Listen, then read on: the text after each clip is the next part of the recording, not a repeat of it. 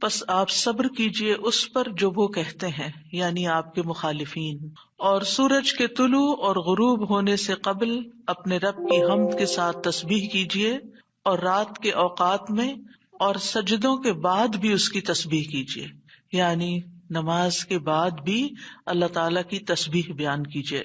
یہاں پر جو خطاب ہے وہ نبی صلی اللہ علیہ وسلم سے ہے، فاصبر علی ما یقولون، یعنی آپ کے دشمن یہ مشرکین آپ کے خلاف جو باتیں کرتے ہیں ان کی باتوں پر آپ صبر کیجئے، جو آپ کو جھٹلا رہے ہیں، جو آپ کو دھمکیاں دے رہے ہیں، جو آپ کے خلاف سازشیں کر رہے ہیں، اس کا جواب آپ صبر کے ساتھ دیجئے، اور اس کے برعکس آپ اپنا تعلق اللہ تعالی سے زیادہ مضبوط کر لیجئے۔ یعنی کتنی خوبصورت تعلیم ہے ہمارے دین کی کہ جب لوگ مخالفت کریں تو بجائے اس کے کہ ان سے الجھنا شروع کر دیں اور ان کی باتوں کا جواب دینے لگیں اور خود کو ڈیفینڈ کرنا شروع کر دیں، کرنے کا کام کیا ہے کہ ہم اللہ کی طرف توجہ کریں، رغبت کریں، دعا کریں، اللہ کی تسبیح بیان کریں، اس کی حمد بیان کریں۔ اسی لیے آگے فرمایا وَسَبِّحْ بِحَمْدِ رَبِّكَ، اور اپنے رب کی حمد کے ساتھ اس کی تسبیح بیان کریں، یعنی اللہ سبحانہ وتعالیٰ کو ان باتوں سے پاک قرار دیں جو باتیں یہ مشرکین اللہ سبحانہ وتعالیٰ سے منسوب کرتے ہیں، اور اس کے ساتھ ساتھ اللہ سبحانہ وتعالیٰ کی شان بلند کریں، اس کی تعریف بیان کریں، اس کی ایسی صفات بیان کریں جو اس کے شایان شان ہیں، اور یہ نفی اور اس بات دونوں مل کر اللہ کے کمال کو ثابت کرتے ہیں۔ اور یہاں تسبیح سے مراد یا تو ظاہری تسبیح ہے یعنی اللہ تعالیٰ کی پاکی بیان کرنا، یا پھر اس سے مراد نماز ہے، یعنی جب لوگوں کی باتیں تکلیف دیں تو آپ اللہ سے نماز کے ذریعے مدد مانگیں، فاستعینوا بالصبر والصلاۃ۔ اور پھر قبل طلوع الشمس سے مراد فجر کی نماز جو سورج طلوع ہونے سے پہلے ہوتی ہے، اور قبل الغروب سے مراد ظہر اور عصر کی نمازیں ہیں۔ وَمِنَ اللَّيْلِ فَسَبِّحْهُ، اس سے مراد رات کی نماز یعنی عشاء اور تہجد کی نماز ہے، اور مغرب بھی رات کا ہی ایک حصہ ہو جاتا ہے کیونکہ سورج غروب ہو چکا ہوتا ہے۔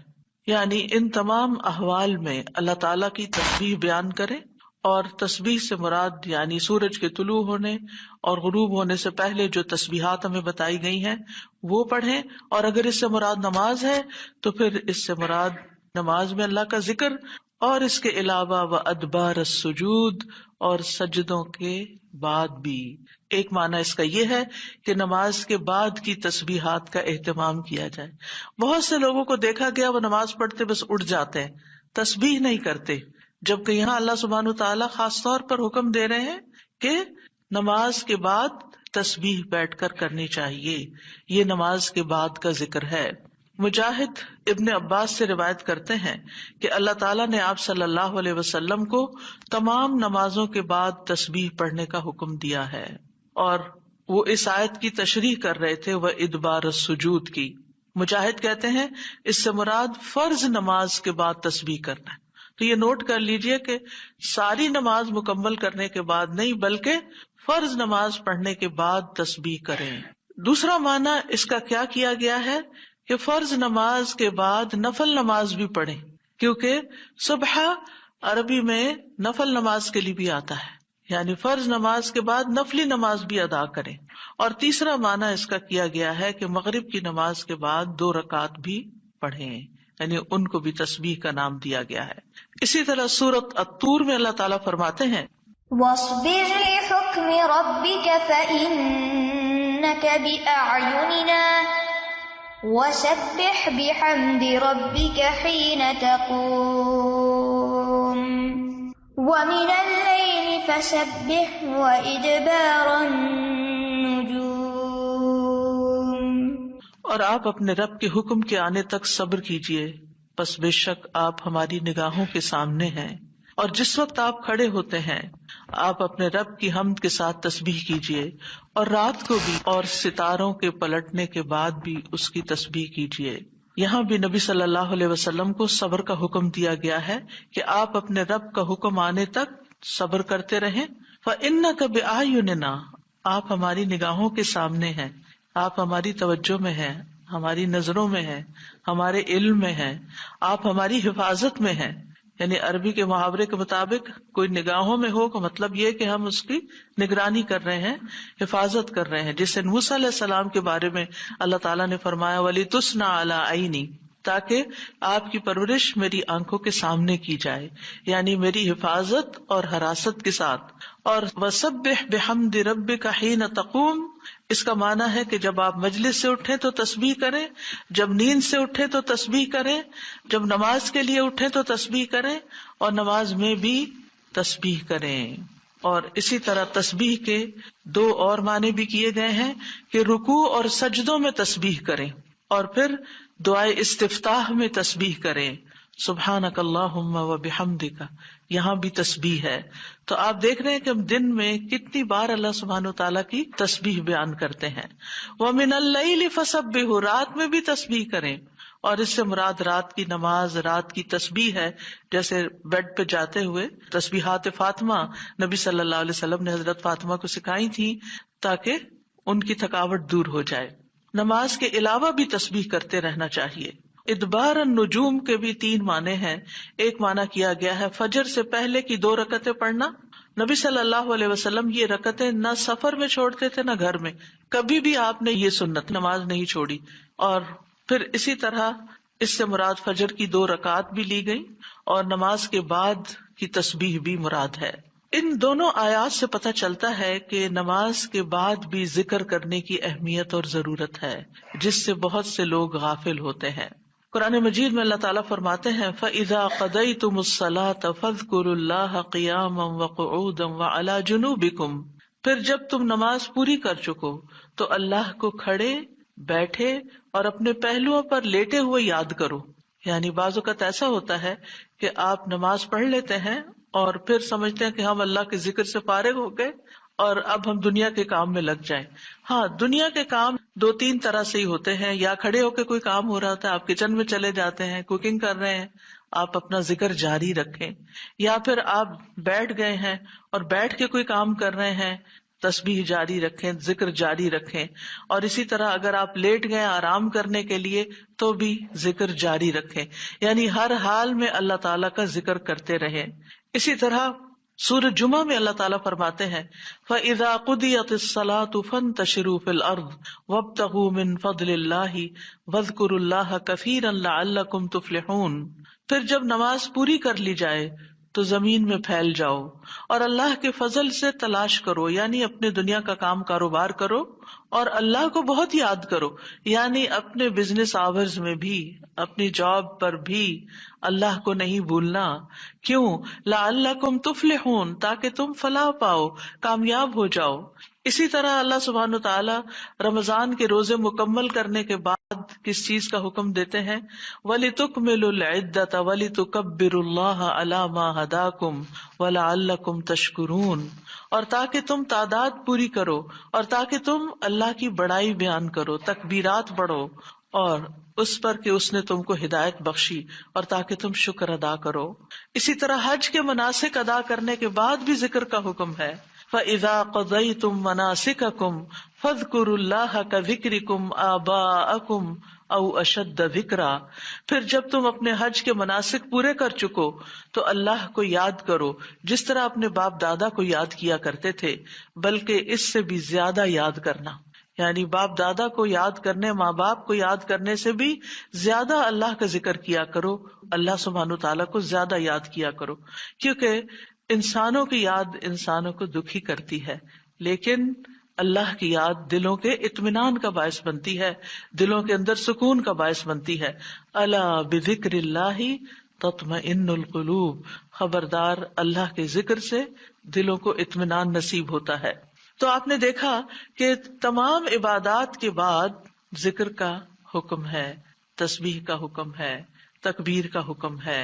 اسی طرح نماز کے بعد خاص طور پر، یعنی نماز پڑھتے ہی اٹھ نہیں جانا چاہیے، بلکہ وہاں بیٹھ کر بھی اللہ کا ذکر کرنا چاہیے، اور اس میں غفلت نہیں برتنی چاہیے اور سستی نہیں ہونی چاہیے. بعض لوگ سلام پھیرتے ہی سنت پڑھنے کے لیے کھڑے ہو جاتے ہیں، جیسے آج کل تراویح میں جلدی ہوتی ہے لوگوں کو، تو بس فرض نماز پڑھی، آیت الکرسی کا بھی ٹائم نہیں ملتا کہ جلدی سے سنت کا ہوتا ہے کہ اگر آیت الکرسی پڑھنے بیٹھ گئے تو سنت رہ جائے گی، امام صاحب تراویح شروع کر دیں گے. تو میں سوچتی ہوں کہ جب گھر سے نکل ہی آئے اللہ کی یاد کے لیے تو کم از کم مسنون مستحب طریقے سے ہی ہم ساری عبادات کریں تاکہ وہ دل کو پھر اطمینان بھی نصیب ہو. بہرحال ایک نماز کے بعد فوراً اگلی نہیں شروع کر دینی چاہیے، اس کے بیچ کے وقفے میں اللہ کا ذکر کرنا چاہیے.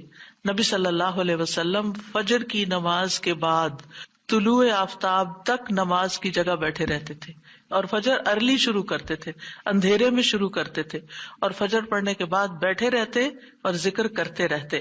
سماک بن حرب کہتے ہیں میں نے جابر بن سمرہ سے عرض کیا کیا آپ رسول اللہ صلی اللہ علیہ وسلم کے پاس بیٹھے تھے؟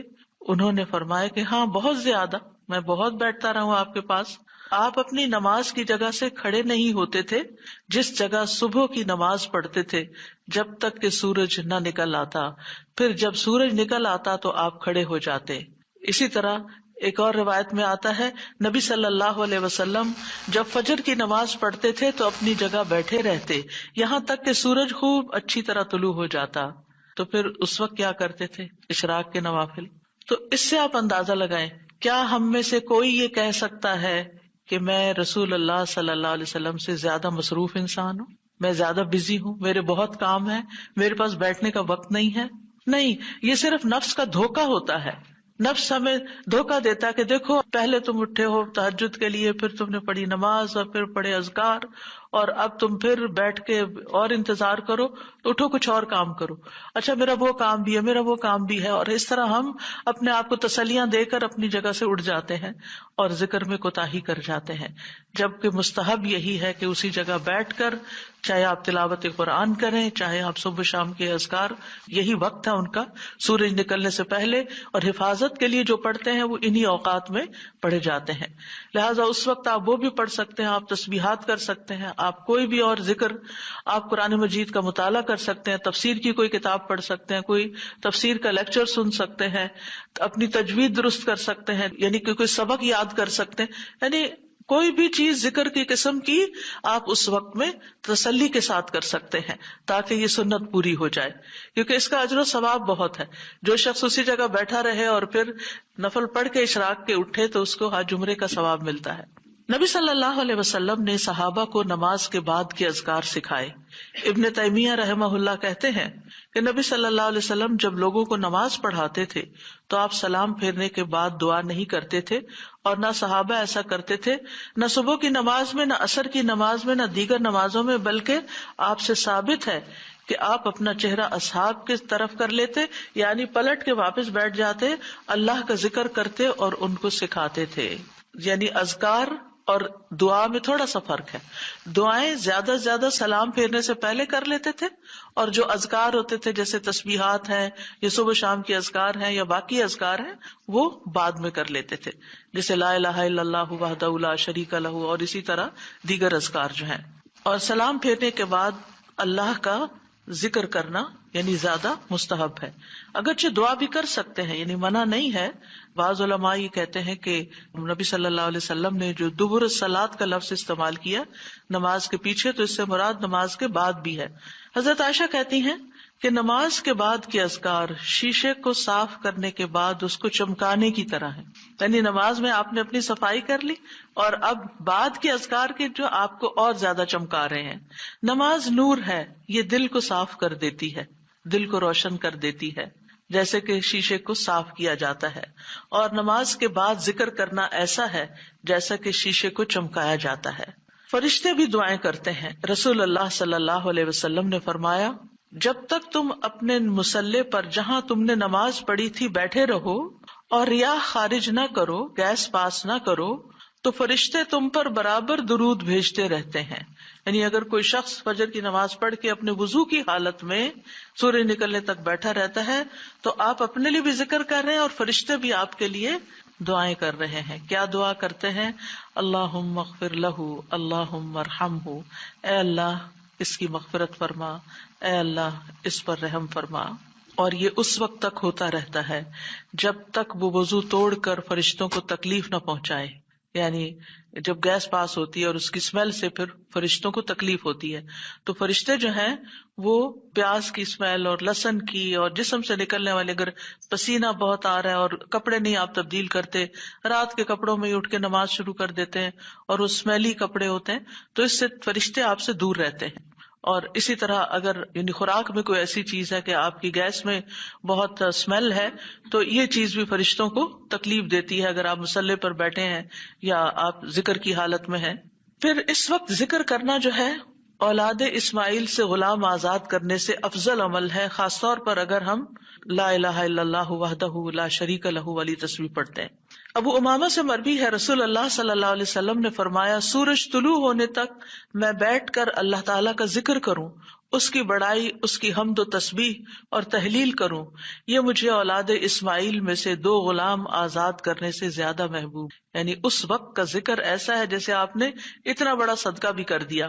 اسی طرح عصر کے بعد سورج غروب ہونے تک ذکر کرنا مجھے اولاد اسماعیل میں سے 4 غلام آزاد کرنے سے زیادہ محبوب ہے. یعنی عصر پڑھ کر بھی آپ مغرب تک ذکر کر سکتے ہیں. اگر عام دنوں میں نہیں تو آپ جمعے کے دن تو کر ہی سکتے ہیں کیونکہ اس دن دعائیں قبول ہوتی ہیں. لیکن عموماً ہم اپنی غفلت اور سستی کی وجہ سے کوئی اور کام شروع کر دیتے ہیں اور ہم ان قیمتی اوقات کی قدر نہیں کرتے، ہماری پرائرٹیز نہیں ہوتی.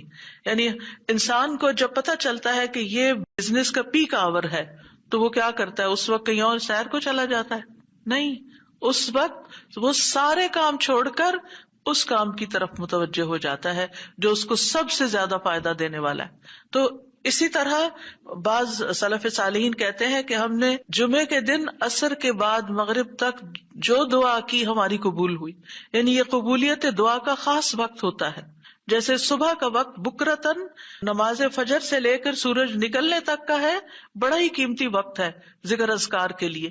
اسی طرح عصر کی نماز سے لے کر مغرب تک کا وقت بھی بڑا ہی قیمتی ہے. تو اس میں آپ دیکھیے خصوصاً آج کل آپ روزے سے ہیں، روزہ دار کی بھی دعا قبول ہوتی ہے. اور اس میں بھی امت کے نیک لوگوں کا طریقہ یہی رہا ہے کہ وہ روزہ کھلنے سے پہلے سارے کام چھوڑ دیتے تھے اور ذکر اذکار میں مصروف ہو جاتے تھے، دعائیں کرنے میں مصروف ہو جاتے تھے. تو آپ بھی اپنے لیے کچھ پلان اس طرح کریں کہ جمعے کا دن اور ہم کم از کم رمضان کا مہینہ عصر کا وقت جو ہے اس سے پہلے اپنے کام ختم کر کے مصلی پہ بیٹھے یا کرسی پہ بیٹھے یا لیٹنا چاہتے تو لیٹ جائیں، کیونکہ پہلی آیت یہی بتائی گئی تھی نا کہ آپ کھڑے یا بیٹھے یا لیٹے ہر حال میں اللہ کا ذکر کر سکتے ہیں. الذین یذکرون اللہ قیاما وقعودا وعلی جنوبہم، وہ جو اللہ کا ذکر کرتے ہیں کھڑے، بیٹھے اور لیٹے، جس بھی پوزیشن میں آپ کرنا چاہیں آپ ذکر کر سکتے ہیں. اور اس میں تسبیح کیجیے، حمد و ثنا کیجیے اللہ تعالیٰ کی اور دعائیں مانگیے.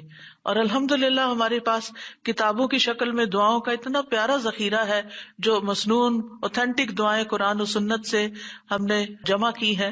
اگر زبانی یاد ہے تو بہت ہی اچھا کہ دل لگا کے زبانی پڑھے، اور اگر زبانی یاد نہیں تو ان کو کھول لیجیے اور پڑھنا شروع کر دیجیے. اور صرف پڑھتے نہ جائیں، اس وقت کوئی قرات کا وقت نہیں ہے، یہ مانگنے کا وقت ہے. دیکھ دیکھ کر اس طرح پڑھیں دعا کو جیسے آپ مانگ رہے ہیں اللہ تعالیٰ سے. تو انشاءاللہ آپ کے دین، دنیا، آخرت کے سارے مسائل حل ہوں گے اور ایک پرامن پرسکون زندگی بسر کریں گے اگر ان اوقات کی آپ قدر کر لیں. کیونکہ جو قبولیت کے اوقات ہیں ان کو گنوانا نہیں چاہیے، ان کو ہاتھ سے جانے نہیں دینا چاہیے. آپ صبح فجر کے وقت مثلاً اگر رمضان میں ہر روز 1 سپارہ پڑھتے ہیں، آدھا سپارہ فجر کے بعد پڑھ لیں، آدھا سپارہ عصر کے بعد پڑھ لیں. تو اس طرح بیلنس بھی ہو جائے گا، آپ کا دل نہیں گھبرا. کیونکہ ہمارا نفس جو ہے نا وہ اتنا آزاد منشا کہ وہ کہیں ایک جگہ بیٹھنے کی قید قبول نہیں کرتا. وہ بار بار ہمیں کہتا ہے اچھا فون چیک کر لو، اچھا وہ کر لو، وہ کر لو، اور توجہ اور یکسوئی سے ہمیں ذکر اذکار نہیں کرنے دیتا. تو اس کو ٹیم کرنے میں، اس کو ڈسپلن کرنے میں وقت لگے گا. لیکن ونس ایک دفعہ آپ عادی ہو گئے، آپ نے اس گھوڑے کو قابو کر لیا، آپ نے اس کو بٹھا لیا. جیسے بچے کو بٹھانے میں مشکل ہوتی ہے لیکن جب بیٹھ جاتے پھر بیٹھ جاتے ہیں. تو پھر انشاءاللہ آپ دیکھیں گے کہ آپ کے لیے یہ گھڑیاں بڑی پر لذت ہو جائیں گی. آپ ان گھڑیوں کو انجوائے کریں گے. آپ کا اور زیادہ دل چاہے گا کہ کاش یہ اور لمبی ہو جائیں. اچھا روزہ کھل گیا، ابھی تو میرا یہ بھی اور یہ بھی ٹارگٹ پورا نہیں ہوا. پھر اسی طرح یہ ہے کہ رسول اللہ صلی اللہ علیہ وسلم نے فرمایا، جو شخص فجر کی نماز جماعت کے ساتھ پڑھنے کے بعد بیٹھ کر اللہ کا ذکر کرتا رہے یہاں تک کہ سورج نکل آئے، پھر 2 رکعتیں پڑھے، اس کے لیے 1 حج اور عمرے کا ثواب ہے۔ انس فرماتے ہیں، پھر رسول اللہ صلی اللہ علیہ وسلم نے 3 بار فرمایا، پورا پورا پورا، یعنی پورا ثواب حج عمرے کا، پورا ثواب حج عمرے کا، پورا ثواب۔ یعنی آپ سوچئے کہ حج عمرہ کرنا کوئی آسان کام ہے؟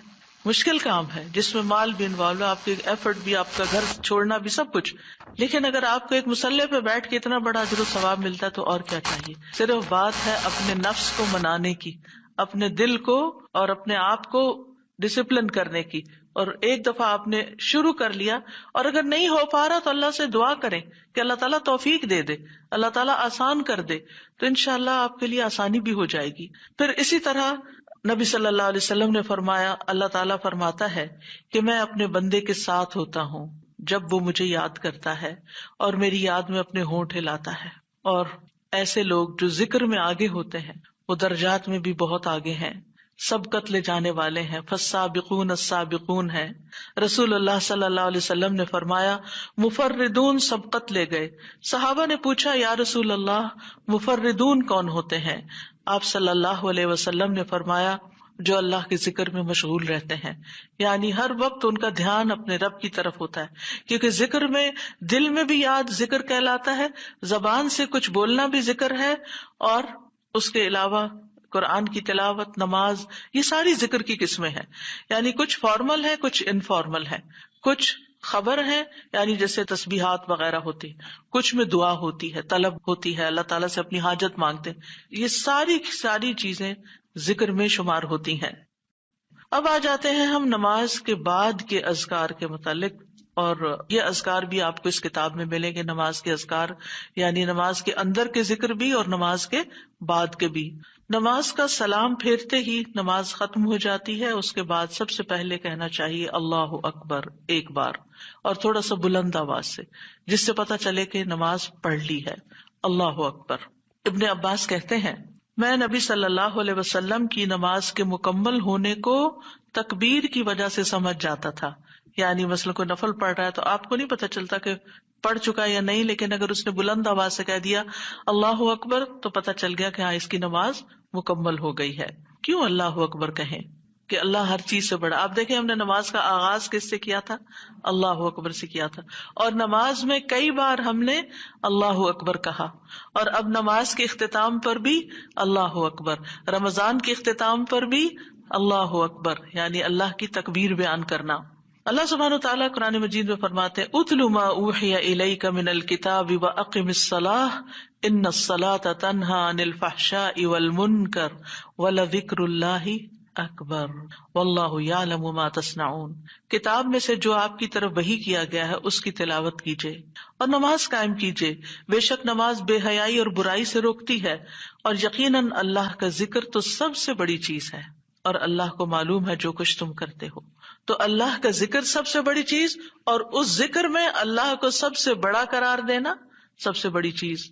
اور نبی صلی اللہ علیہ وسلم اور پھر صحابہ کا طریقہ بھی یہی تھا کہ آپ فرض نمازوں کے بعد ذکر کرتے اور آوازیں بلند کرتے، یعنی نماز کے بعد کا ذکر جو ہے اس میں آواز اونچی ہوتی ہے۔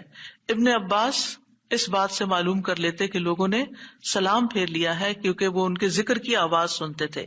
یعنی مطلب یہ ہے کہ نماز کے بعد اللہ اکبر بھی اونچی آواز میں، استغفر اللہ استغفر اللہ استغفر اللہ یہ بھی ذرا اونچی آواز میں، یعنی ایک ہوتا ہے سری ذکر یعنی دل ہی دل میں پکارنا، اور ایک ہوتا ہے جاہری جس میں یہ ذکر جو نماز کے بعد ہوتا ہے اس کو تھوڑا اونچی آواز میں کرنا چاہیے، اور جس طرح وتر ختم ہونے کے بعد سبحان الملک القدوس سبحان الملک القدوس سبحان الملک القدوس ذرا اونچی آواز میں کہنا چاہیے۔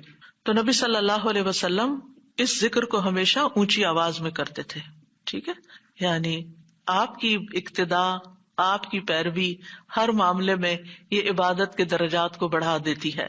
اور اس میں ہم یہ بھی دیکھتے ہیں کہ صحابہ کرام جو تھے وہ نبی صلی اللہ علیہ وسلم کی صرف سنت کو نہیں، سیرت کو بھی آگے بیان کرتے تھے کہ آپ نے کوئی کام کیا اور کس طریقے سے کیا، مثلا ذکر کیا اور کس طرح کیا، بلند آواز سے کیا یا آہستہ آواز سے کیا، بیٹھ کر کیا یا کھڑے ہو کر کیا. اور پھر آپ دیکھیے کہ نماز کے بعد اذکار جو ہیں وہ زیادہ پسندیدہ ہیں، یعنی دعاؤں کی نسبت زیادہ اذکار. ٹھیک ہے. اور پھر اسی طرح آپ دیکھیے کہ دوسرا ذکر جو آپ کریں گے وہ ہے استغفر اللہ 3 بار. استغفر اللہ استغفر اللہ. صوبان کہتے ہیں رسول اللہ صلی اللہ علیہ وسلم جب اپنی نماز سے فارغ ہوتے تھے تو 3 مرتبہ استغفار فرماتے تھے، 3 بار استغفار کرتے. ولید کہتے ہیں میں نے اوزائی سے پوچھا آپ استغفار کس طرح فرمایا کرتے تھے؟ تو انہوں نے کہا آپ فرماتے تھے استغفر اللہ استغفر اللہ. اب نماز پڑھ لی ہے، استغفر اللہ کیوں؟ اس لیے کہ ہم تو نماز کا حق بھی ادا نہیں کرتے.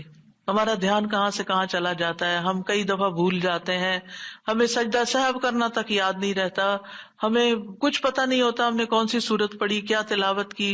ہو سکتا ہے تلاوت میں کوئی غلطی کر دیں، ہو سکتا ہے کہ تسبیح کی جگہ کچھ اور پڑھ دیں بھول چوک کے.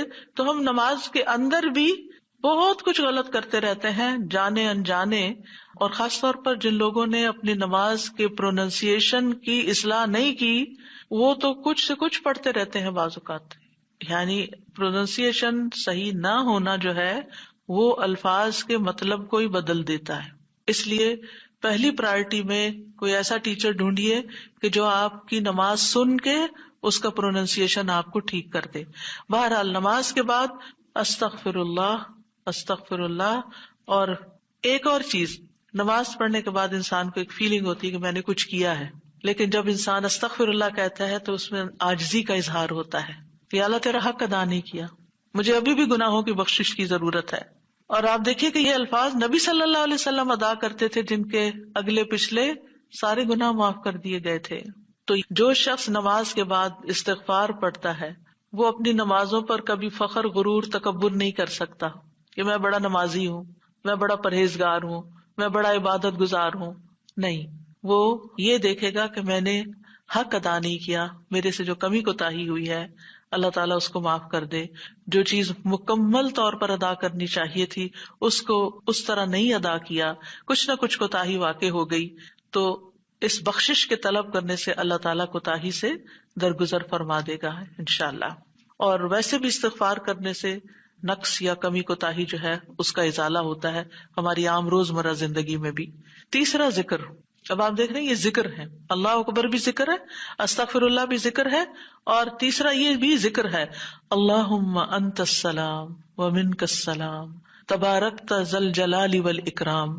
اے اللہ تو سراپا سلامتی ہے اور تجھی سے سلامتی حاصل ہوتی ہے، تو بڑی برکتوں والا ہے اے جلال و اکرام والے.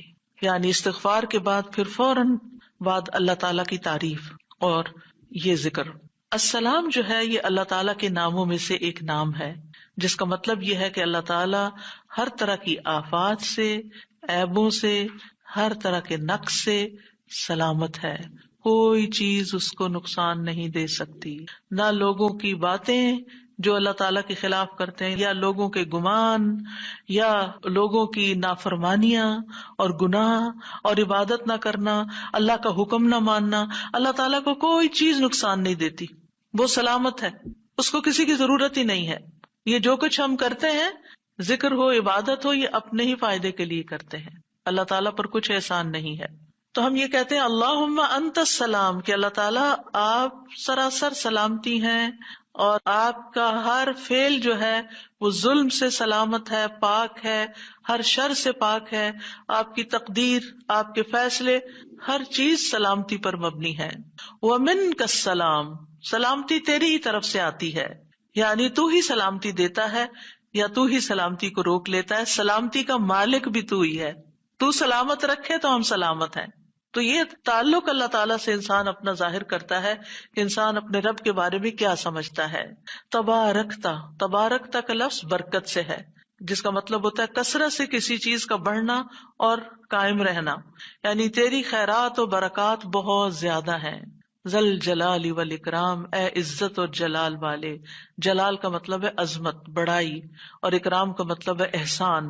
یعنی تو اپنے بندوں کو عزت و اکرام دیتا ہے، اپنے رسولوں کو، اپنے انبیاء کو اور اپنے صالح بندوں کو تو ہی عزت اور اکرام اور برکتیں عطا کرتا ہے، ساری نعمتیں تیری ہی طرف سے ہیں. اور یہ کتنا خوبصورت ذکر ہے جو ہم ہر نماز کے بعد کرتے ہیں، یا جو نہیں کر رہے انہیں لازماً کرنا چاہیے، کہ اللہ سبحانہ وتعالیٰ سے ہم اپنے اچھے گمان کا اظہار کرتے ہیں اور ایک طرح سے انڈائریکٹلی سلامتی اور برکت طلب بھی کرتے ہیں. آپ دیکھیے عموماً ہم جب کسی چیز کے اندر فائدہ دیکھتے ہیں تو ہم خیر اس سے وابستہ کر لیتے ہیں، یہ ہے تو کام ہوگا، یہ نہیں تو کام ہی نہیں ہوگا. مثلاً آپ کوئی قلم خریدتے ہیں اور اس سے لکھنا شروع کرتے ہیں اور آپ کو اچھا لگتا ہے، یا آپ اس سے جو لکھنا چاہتے تھے آرٹیکل یا کوئی چیز یا نوٹس اپنے تو بڑے اچھے لکھ پاتے ہیں، تو آپ کہنے لگتے ہیں یہ قلم بڑا مبارک ہے. ٹھیک ہے بھائی، قلم اچھا ہے، فائدہ دے رہا ہے آپ کو، لیکن اصل تو اللہ نے آپ کے لیے یہ وسیلہ بنایا کہ اس نے آپ تک یہ پہنچایا. تو اصل برکت اور خیر اور سلامتی کا منبع اللہ رب العزت کی ذات ہے. چیزوں کے ساتھ مت چمٹ جائیے اور ان پر اتنے ڈپینڈنٹ نہ ہو جائیں کہ اللہ کو بھول جائیں اور اللہ تعالیٰ کی نعمت اور اللہ تعالیٰ کا احسان یاد نہ کریں. تو اس لیے ہر نماز کے بعد ہم اس بات کا اقرار کرتے ہیں کہ ساری برکتیں تیری ذات سے ہیں یا رب، ساری سلامتی تیری طرف سے ہے یا رب، عزت اور اکرام تیری ہی طرف سے ہے یا رب، تو ہی جس کو چاہے اس پر احسان فرماتا ہے، لہٰذا ہم یہ سب کچھ تجھ سے ہی طلب کرتے ہیں. پھر آپ دیکھیے چوتھا ذکر ہے لا الہ الا اللہ وحدہ لا شریک لہ لہ الملک ولہ الحمد وہو علی کل شیء قدیر. یہ بھی آپ 3 بار پڑھ سکتے ہیں، یہ بھی ذکر ہے، یعنی 3 مرتبہ اللہ تعالی کی توحید کا اقرار. مغیرہ بن شعبہ جو وحی کے کاتب تھے ان سے مروی ہے کہ معاویہ رضی اللہ عنہ نے مغیرہ کو لکھا کہ کوئی حدیث جو آپ نے رسول اللہ صلی اللہ علیہ وسلم سے سنی ہو وہ مجھے لکھ کر بھیجیں.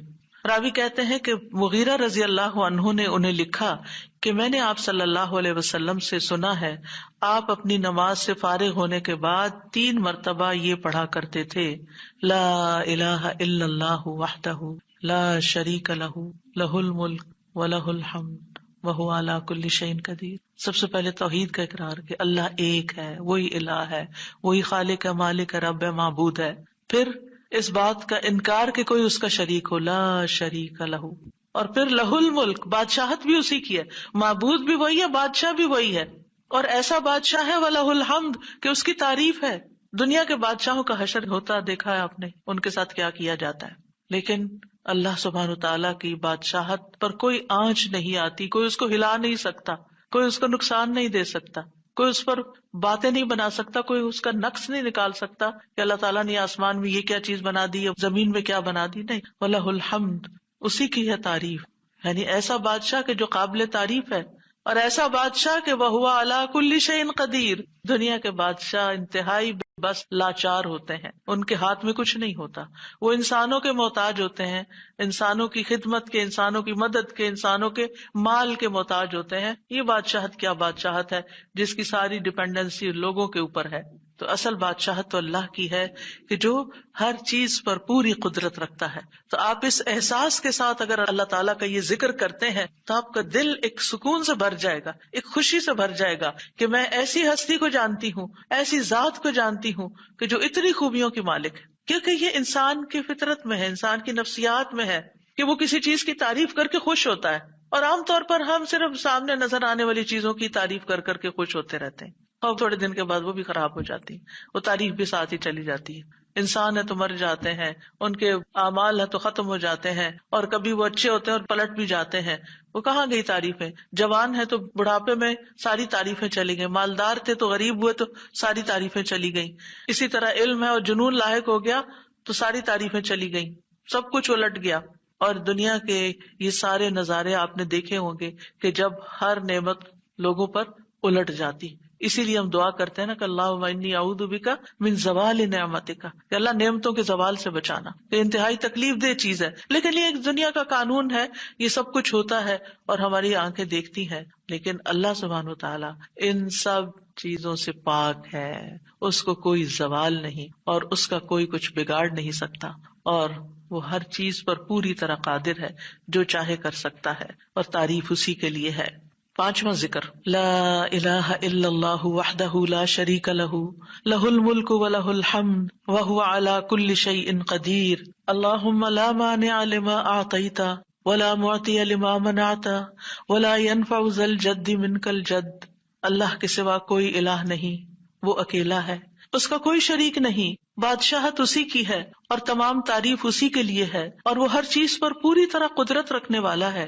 اے اللہ، جو کچھ تو نے دیا ہے اسے کوئی روکنے والا نہیں، اور جو کچھ تو نے روک دیا اسے کوئی دینے والا نہیں، اور کسی مالدار کو تیری بارگاہ میں اس کا مال نفع نہیں پہنچا سکتا. ابتدا میں تو وہی اللہ کی توحید بیان ہوئی، اس کی بادشاہت اور اس کی حمد کا ذکر ہے اور اس کی قدرت کا ذکر ہے، اور اس کے بعد کہ جو اللہ نے دیا، جو وہ دینا چاہتا ہے اسے کوئی روک نہیں سکتا. یہاں بھی آپ دیکھیں، مانگ کچھ نہیں رہی، یہ ذکر ہے، یہ دعا نہیں، یہ کیا ہے؟ ذکر ہے. اور جو کچھ تو نے روک دیا کوئی دے ہی نہیں سکتا، اور سارے ہی مالدار فقیر ہیں، اور خاص طور پر تیرے سامنے فقیر ہیں. یا ایھا الناس انتم الفقراء الی اللہ واللہ هو الغنی الحمید. اے لوگو، تم سب اللہ کے فقیر ہو، اللہ کے محتاج ہو، اور اللہ ہی غنی، مالدار اور وہی قابل تعریف ہے. واللہ هو الغنی الحمید. ٹھیک ہے. نبی صلی اللہ علیہ وسلم جب سلام پھیرتے تھے تو یہ دعا پڑھا کرتے تھے یا یہ ذکر کیا کرتے تھے. اور اس میں آپ دیکھیے کہ یہ جو عقیدہ ہے نا کہ اللہ روکے تو کوئی دے نہیں سکتا، یہ انسان کو بڑا اطمینان دے دیتا ہے. اگر کوئی چیز، کوئی خیر آپ کی طرف آنے سے رکی ہوئی ہے تو وہ اللہ ہی نے روکی ہوئی ہے، آپ پر رحمت کی وجہ سے. بدگمان نہ ہو اس سے، کسی وجہ سے رکی ہوئی ہے. آپ کسی کی کوئی اچھی چیز دیکھتے ہیں، کسی کا مینشن دیکھتے ہیں تو سوچتے ہیں کتنا خوش قسمت ہے، کتنے بڑے گھر میں رہتا ہے. کسی کے پاس فراری دیکھتے ہیں تو آپ کہتے ہیں واہ کتنا خوش قسمت ہے. لیکن آپ کو نہیں پتا کہ یہی چیزیں اس کے لیے کتنی بڑی آزمائش بنی ہوئی ہیں، آپ نہیں جانتے.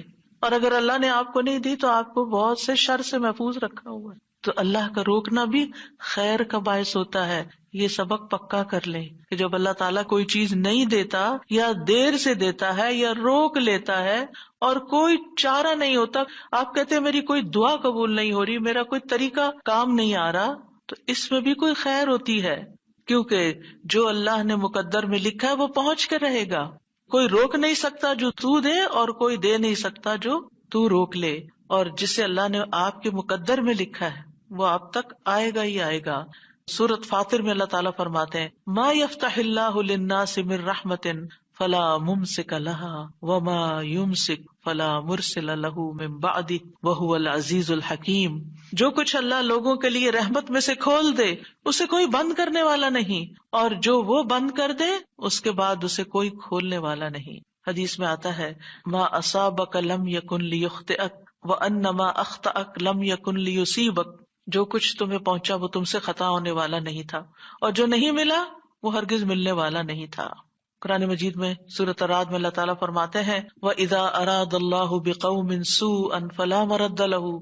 جب اللہ کسی قوم کے ساتھ برائی کا ارادہ کر لیتا ہے تو اس کو کوئی پھیرنے والا نہیں، کوئی سپر پاور اس ملک کی مدد نہیں کر سکتی اگر اللہ نے اس کے لیے جنگ کا فتنہ یا کسی اور طرح کی کوئی آزمائش لکھی ہے. یہ اللہ کے فیصلے ہوتے ہیں. یا اللہ نے کسی قوم کو تباہ کرنے کا فیصلہ کر لیا ہو تو کوئی اس کو روک نہیں سکتا. لہٰذا ہمیں اللہ پر ہی بھروسہ کرنا چاہیے اور ہر حال میں ایسی پریشان کن باتوں پر اللہ تعالیٰ ہی کی طرف رجوع کر لینا چاہیے. یاد رکھیے اگر کوئی چیز نہیں ملی تو اللہ تعالیٰ کو الزام مت دیں، اللہ تعالیٰ سے ناراض نہیں ہو، اللہ تعالیٰ سے بدظن نہیں ہو. یہ روکنا اس کی رحمت ہے. انسان اگر ان دو جملوں پر ایمان لے آئے تو پھر اس کا مکمل بھروسہ اللہ کی ذات پر ہو جائے گا. وہ رزق کے بارے میں اللہ پر ہی توکل کرے گا، نقصان کو دور کرنے اور بھلائی کو پانے کے لیے اللہ پر ہی بھروسہ کرے گا. وہ اللہ کو اپنے لیے کافی سمجھے گا. یعنی جہاں کہیں دل چھوٹا ہوا، جہاں کہیں کوئی پریشانی آئی، کہتے حسبی اللہ و نعم الوکیل. اللہ کار ساز یعنی کام بنانے والا اللہ ہی میرے لیے کافی ہے، وہ میرا کام بنائے گا، وہ میری مشکل آسان کرے گا. تو یہ توحید ربوبیت اور الوہیت پر مشتمل جملے ہیں. ابن تیمیہ کہتے ہیں یہ حدیث دو عظیم اصولوں پر مشتمل ہے. نمبر 1 توحید ربوبیت، اور وہ ہے جسے اللہ دینا چاہے اسے کوئی روک نہیں سکتا، اور جسے وہ روک دے اسے کوئی نہیں دے سکتا. بس بندہ اللہ ہی پر توکل کرتا ہے اور اسی سے مانگتا رہتا ہے، کیونکہ دینا جو اس نے ہے تو پھر کسی اور سے کیوں مانگے گا، کسی اور سے توقع لگا کے کیوں بیٹھ جائے گا، کسی اور کے در پہ کیوں جائے گا. اس کو پتا ہے صرف اللہ ہی نے کرنا ہے جو کرنا ہے. اس سے عقیدہ توحید پکا ہوتا چلا جاتا ہے کہ صرف اللہ ہی نے کرنا ہے. اور توحید الوہیت ولا ينفع ذا الجد منك الجد. عام طور پر انسان یہ سمجھتا ہے میرے پاس مال ہے، مجھے کوئی مشکل نہیں، یعنی جب کوئی کام سامنے آتا ہے نا تو فوراً دیکھتا ہے کتنا ہے بینک میں، کتنا کیش رکھا ہے، کیا ہے میرے پاس، کتنی پراپرٹی ہے، یعنی فوراً انسان کا دماغ گھوم کے اس طرف چلا جاتا ہے نا، بہت ہے، انف ہے، کام ہو جائے گا۔ اللہ چاہے گا تو ہوگا، صرف آپ کے مال سے کچھ نہیں ہوتا۔ آپ سارا لگا دیں، بزنس میں پورا لاس ہو سکتا ہے، پھر بتائیے آپ کے مال نے آپ کو کیا فائدہ دیا؟ کچھ نہیں ہو سکتا جب تک اللہ نہ چاہے۔ مال بھی جب فائدہ دیتا ہے جب اللہ چاہتا ہے، اولاد بھی جب فائدے کی ہوتی ہے جب اللہ چاہتا ہے، کسی انسان سے فائدہ صرف اس وقت پہنچتا ہے جب اللہ چاہتا ہے۔ آپ نے دیکھا ہوگا کتنے ہی اچھے سے اچھے لوگ ہوتے ہیں ہر وقت کام آنے والے، ایک وقت ایسا آتا ہے وہ ایسے بےچارے مجبور ہوتے ہیں کہ ان کو نہ کرنی پڑتی ہے کہ بھائی سوری یہ نہیں کر سکتے، کیونکہ سب کچھ ان کے اختیار میں نہیں ہے، سب کچھ ان کے بس میں نہیں ہے۔ اسی طرح انسان کے پاس بعض اوقات کوئی عہدہ ہوتا ہے، انفلوئنس ہوتا ہے، وہ سمجھتا ہے یہ عہدہ ہے میرے پاس، میں سب کچھ کر سکتا، نہیں کر سکتے۔ آپ نے دیکھا ہوگا دنیا کے بڑے بڑے ملکوں کے جو حکمران ہوتے ہیں کتنے بے بس ہوتے ہیں، کچھ بھی نہیں ہوتا ان کے ہاتھ میں، اپنی تقدیر نہیں بنا سکتے، اپنا فائدہ نہیں کر سکتے۔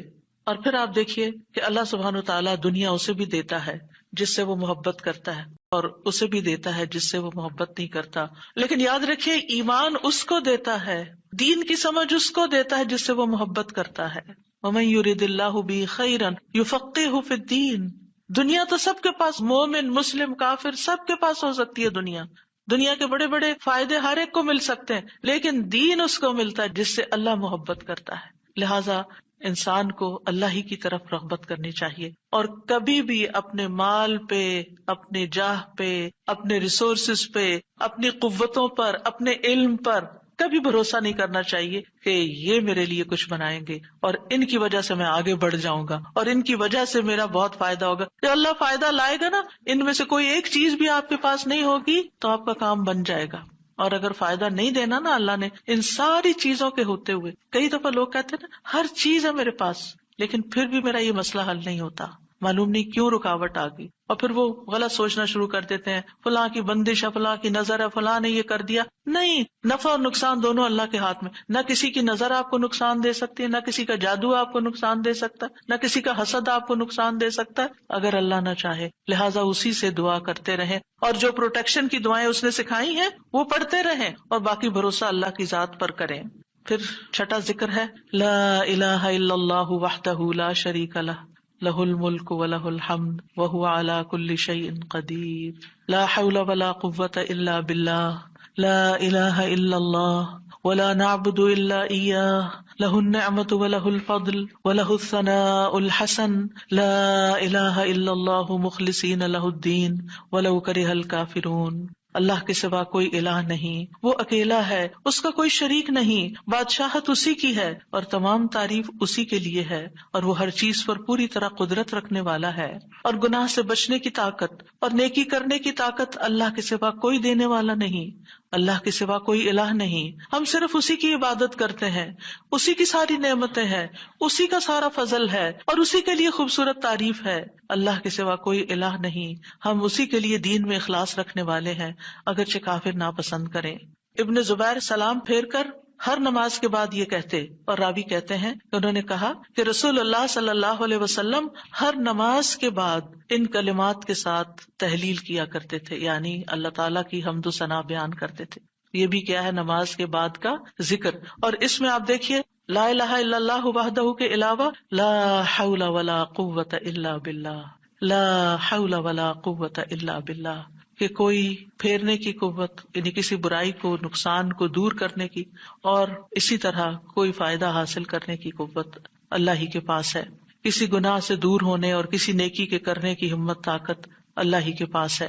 تو یہ لا حول ولا قوت الا باللہ بہت فائدہ دیتا ہے اور اس کی کثرت کرنے کو کہا گیا ہے۔ اور لا الہ الا اللہ ولا نعبد الا ایاہ، ہم صرف اسی کی عبادت کرتے ہیں۔ لہ النعمت ولہ الفضل ولہ الثناء الحسن، نعمت بھی اور فضل بھی اور اچھی تعریف سب اللہ ہی کے لیے ہے، اور ہم مخلص ہو کر اللہ کی عبادت کرتے ہیں، مخلصین لہ الدین، لا الہ الا اللہ ولو کرہ الکافرون، اگرچہ کافر ناپسند کریں، ان کو ہماری توحید اچھی نہ لگے، لیکن پھر بھی ہم صرف ایک اللہ ہی کو مانتے ہیں۔ ساتویں چیز ہے تسبیحات، سبحان اللہ 33 بار، الحمدللہ 33 بار اور اللہ اکبر 33 بار، اور 34ویں بار لا الہ الا اللہ وحدہ لا شریک لہ لہ الملک ولہ الحمد وہو علی کل شیء قدیر۔ ہر نماز کے بعد ان تسبیحات کو پڑھنے کی فضیلت کیا ہے؟ ابو ہریرہ کہتے ہیں رسول اللہ صلی اللہ علیہ وسلم نے فرمایا، جس آدمی نے ہر نماز کے بعد 33 مرتبہ سبحان اللہ، 33 مرتبہ الحمدللہ اور 33 مرتبہ اللہ اکبر کہا تو یہ 99 کلمات ہو گئے، اور 100 کا عدد پورے کرنے کے لیے لا الہ الا اللہ وحدہ لا شریک لہ یہ ذکر کر لیا تو اس کے سارے گناہ معاف کر دیے جائیں گے، چاہے وہ سمندر کی جھاگ کے برابر ہوں۔ یعنی 100 کا عدد پورا کرنے کے لیے کیا پڑھنا ہے؟ لا الہ الا اللہ وحدہ لا شریک لہ لہ الملک ولہ الحمد وہو علی کل شیء قدیر۔ رسول اللہ صلی اللہ علیہ وسلم نے فرمایا ہر نماز کے بعد کچھ ایسے اذکار ہیں جن کو پڑھنے والا یا جن کو کرنے والا کبھی محروم نہیں ہوتا، جن میں سے سبحان اللہ 33 بار، الحمدللہ 33 بار اور 34 بار اللہ اکبر۔ یعنی اگر لا الہ الا اللہ پورا نہیں پڑھ سکتے تو اللہ اکبر کو 34 بار کر کے 100 کی گنتی پوری کر لیں۔ پھر اسی طرح رسول اللہ صلی اللہ علیہ وسلم کے پاس کچھ فقیر صحابہ حاضر ہوئے، کہا کہ امیر لوگ بلند درجات اور ہمیشہ رہنے والی جنت حاصل کر چکے، حالانکہ جس طرح ہم نماز پڑھتے ہیں وہ بھی پڑھتے ہیں، جیسے ہم روزے رکھتے ہیں وہ بھی رکھتے ہیں، لیکن مال و دولت کی وجہ سے انہیں ہم پر فضیلت حاصل ہے۔ اس کی وجہ یہ کہ وہ حج کرتے ہیں، عمرہ کرتے ہیں، جہاد کرتے ہیں، صدقے دیتے ہیں، اور ہم محتاجی کی وجہ سے یہ کام نہیں کر سکتے۔ آپ نے فرمایا کیا میں تمہیں ایک ایسا عمل نہ بتا دوں اگر تم اس کی پابندی کرو گے تو جو لوگ تم سے آگے بڑھ چکے ہیں تم انہیں پالو گے اور تمہارے مرتبے تک کوئی نہیں پہنچ سکتا، اور تم اپنے سامنے موجود لوگوں میں سب سے بہتر ہو جاؤ گے سوائے ان کے جو یہی عمل شروع کر دیں۔ ہر نماز کے بعد 33 بار سبحان اللہ، 33 بار الحمدللہ، 33 بار اللہ اکبر، اور پھر 34ویں بار تو وہ ذکر آپ کو بتا ہی دیا گیا۔ اور اگر آپ 33 بار نہ پڑھ سکیں تو 10 بار سبحان اللہ، 10 بار الحمدللہ اور 10 بار اللہ اکبر پڑھ لیا کریں۔ یعنی اگر جلدی ہے تو پھر 10 بار بھی پڑھ سکتے ہیں۔ نبی صلی اللہ علیہ وسلم نے فرمایا 2 عمل ایسے ہیں اگر کوئی مسلمان بندہ ان کی پابندی کر لے تو جنت میں داخل ہوگا، اور وہ بہت آسان ہے مگر ان پر عمل کرنے والے بڑے کم ہیں۔ وہ کیا ہیں؟ ہر نماز کے بعد 10 بار سبحان اللہ، 10 بار الحمدللہ، 10 بار اللہ اکبر۔ فرمایا زبان کی ادائیگی کے اعتبار سے تو 150 بار ہے، یعنی 5 نمازوں میں 10 بار، اور ترازو میں 1500 ہوں گے۔ اور جب سونے لگے تو 34 بار اللہ اکبر، 33 بار الحمدللہ اور 33 بار سبحان اللہ کہے۔ زبانی طور پر تو یہ 100 ہے مگر میزان میں یہ تسبیحات 1000 ہوں گی۔ اور وہ کہتے ہیں یقیناً میں نے رسول اللہ صلی اللہ علیہ وسلم کو دیکھا، آپ انہیں اپنے ہاتھ سے شمار کرتے تھے، اور پھر کہتے ہیں دائیں ہاتھ سے، تو کرنے کا طریقہ کیا ہے؟ 3 دفعہ اوپر کو جائیے سبحان اللہ سبحان اللہ سبحان اللہ، اور 3 دفعہ نیچے کو آ جائیے سبحان اللہ سبحان اللہ سبحان اللہ۔ ایک انگلی پہ 6 بار ہو گیا، تو آپ کی 5 انگلیاں، تو 5 کو 6 دفعہ ضرب دیں تو کیا ہوتا ہے؟ 30، اور 3 دفعہ اور پڑھ لیں، اور اگر 34 ہے تو ایک اور پڑھ لیں۔ تو اس طرح ایک ہی ہاتھ پر، دائیں ہاتھ پر یہ تسبیحات آسانی سے پڑھی جا سکتی ہیں، کیونکہ ہاتھ سے تسبیح کرنا زیادہ پسندیدہ ہے۔ حضرت عبداللہ بن عمر کہتے ہیں میں نے رسول اللہ صلی اللہ علیہ وسلم کو دیکھا، آپ داہنے ہاتھ کی انگلیوں پر تسبیح کو شمار کرتے تھے، اور آپ نے صحابیات کو حکم دیا تھا کہ وہ اللہ کی تکبیر، تقدیس، تحلیل کی پابندی اختیار کریں اور اپنی انگلیوں پر شمار کریں، کیونکہ ان سے سوال ہوگا اور یہ بلوائی جائیں گی، قیامت کے دن ہاتھ بولیں گے، تو اگر ان پہ تسبیح آپ پڑھتے ہیں تو یہ بول کے بتائیں گے ہم تو اللہ کا ذکر کرتے رہے۔ 8ویں چیز ہے آیت الکرسی۔ اللہ لا الہ الا هو الحی القیوم لا تأخذہ سنۃ ولا نوم لہ ما فی السماوات وما فی الارض من ذا الذی یشفع عنده الا بإذنہ یعلم ما بین ایدیہم وما خلفہم ولا یحیطون بشیء من علمہ الا بما شاء وسع کرسیہ السماوات والارض ولا یؤودہ حفظہما وہو العلی العظیم۔ پورا اللہ کا تعارف ہے۔ اللہ وہ ہے کہ اس کے سوا کوئی معبود نہیں، وہ زندہ ہے، ہر چیز کو قائم رکھنے والا ہے، نہ اسے کچھ اونگ پکڑتی ہے اور نہ کوئی نیند، اسی کا ہے جو کچھ آسمانوں میں ہے اور جو کچھ زمین میں ہے۔ کون ہے جو اس کے پاس اس کی اجازت کے بغیر سفارش کرے؟ وہ جانتا ہے جو کچھ ان کے سامنے اور جو کچھ ان کے پیچھے ہے، اور وہ اس کے علم میں سے کسی چیز کا احاطہ نہیں کر سکتے مگر جتنا وہ چاہے۔ اس کی کرسی آسمانوں اور زمین کو سمائے ہوئے ہے، اور اسے ان دونوں کی حفاظت یعنی آسمان اور زمین کی حفاظت تھکاتی نہیں، اور وہی سب سے بلند، سب سے بڑا ہے۔ ہر نماز کے بعد آیت الکرسی پڑھنے کی فضیلت یہ ہے کہ جو شخص نماز کے بعد اس کو پڑھ لیتا ہے اور اس نماز کے بعد اس کی ڈیتھ ہو جاتی ہے تو فرمایا اس کو موت کے علاوہ کوئی چیز جنت میں جانے سے نہیں روک سکتی، مر گیا تو سیدھا جنت میں۔ یہ قرآن مجید کی سب سے افضل آیت ہے۔ ابو ذر غفاری کہتے ہیں میں مسجد حرام میں داخل ہوا اور رسول اللہ صلی اللہ علیہ وسلم کو اکیلے دیکھ کر آپ کے پاس آ کے بیٹھ گیا۔ میں نے کہا یا رسول اللہ صلی اللہ علیہ وسلم کون سی آیت افضل ہے جو آپ پہ نازل ہوئی؟ آپ نے فرمایا آیت الکرسی۔ کرسی کے مقابلے میں 7 آسمان اس طرح ہے جیسے بیابان زمین میں کوئی چھلا گرا پڑا ہو، اور پھر کرسی کے مقابلے میں عرش کا حجم اتنا ہے جیسے اس چھلے کے مقابلے میں بیابان کا وجود۔ اور یہ قرآن مجید کی سب سے عظیم آیت بھی ہے۔ ابی ابن کعب سے روایت ہے ایک مرتبہ نبی صلی اللہ علیہ وسلم نے ان سے پوچھا اللہ کی کتاب میں سب سے عظیم آیت کون سی ہے؟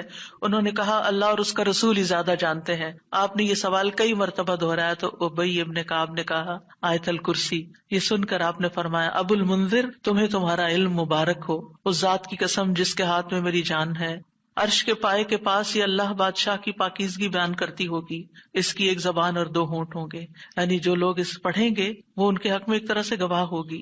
9ویں چیز جو نماز کے بعد پڑھنی چاہیے وہ ہے معوذات، سورۃ الاخلاص، سورۃ الفلق، سورۃ الناس۔